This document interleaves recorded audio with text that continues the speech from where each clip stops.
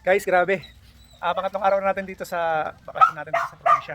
Ngayon mga idol, kahapon di ba yung video ko, yung tawag dito, nagagawa tayo ng DIY. Grabe, hindi natin natapos yung pagpuputol dahil napakahirap palang magsukat-sukat. So ngayon, medyo nagkaroon tayo ng konting ideya sa kahapon. I-continue natin. Pakita ko sa inyo. Ayan, mali-mali kasi yung pag natin. Kaya, ayan, medyo may natutunan tayo kahapon. Hindi naman natin ituloy. So ngayon tutuloy na natin. Mapupuno na kasi itong cellphone ko, kaya hindi ko na mapakita sa inyo yung proseso. Pag putol-putol na lang papakita ko sa inyo.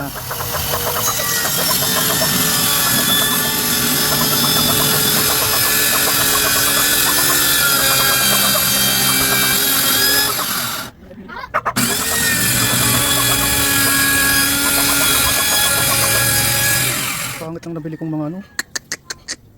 May hait marin to, sabi nila. Ayan, sobrang tigas, tapos sobrang bigat. Yung pala meron din mga bato yata ito, semento nilagyan. Grabe. So ayan guys, update ko lang kayo. Pangatlong araw na namin dito sa probinsya. So sa mga nakakapanood ng video ko nung nandito ako, habang nandito ako sa probinsya, may ginagawa kasi akong DIY. Ayan, pampalibang lang ba, pampatanggal stress. Kasi wala rin kami damitan dito sa amin. Kaya muha na rin ako, pampatanggal stress ba. So ngayon guys, ito yung mga napansin kong ano. Ito pala muna, papakita ko muna pala sa yung mga ginawa ko. Ito.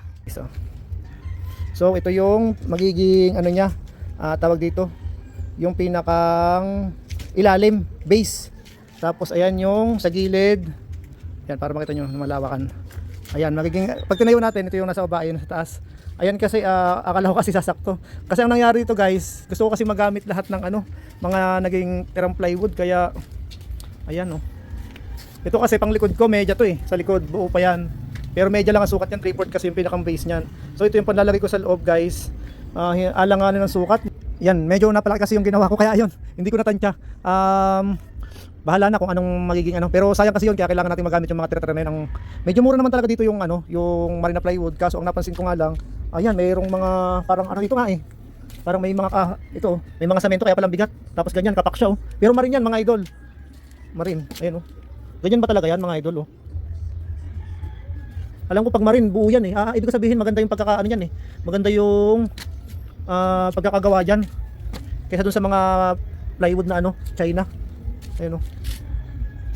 Pero ang bigat niyan, yung pala may mga halong semento sa loob. Yun lang. Kaya nahirapan din yung impact. Nahirapan din yung ating inko na ano, na circular saw. So ayun guys, ito kasi nakakalam lang to. Ang gagawin natin dito, ayan, iaano na natin yan. I-screw na natin yan.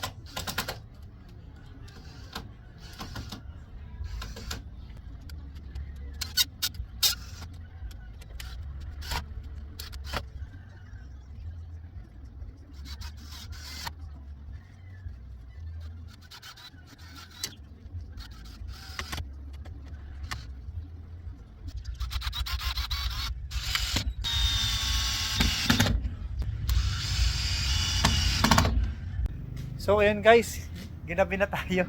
Ayan ang kinuha natin oh. Frame pa lang yan mga idol. Pakita ko sa inyo. Hirap mga idol, grabe. Ang tigas din kasi nitong ano madilim na kasi. Bukas, frame pa lang naman yan. Bukas ko papakita sa inyo yung ano. Kasi ginabi na tayo eh. Ayan oh, mayroong ano yan sa ano. Kasi kinapos yung 4x8. Nagtong natin. Bukas ayusin natin yan. Yung loob niyan. So bukas na lang uli idol, update ko po kayo. Salamat.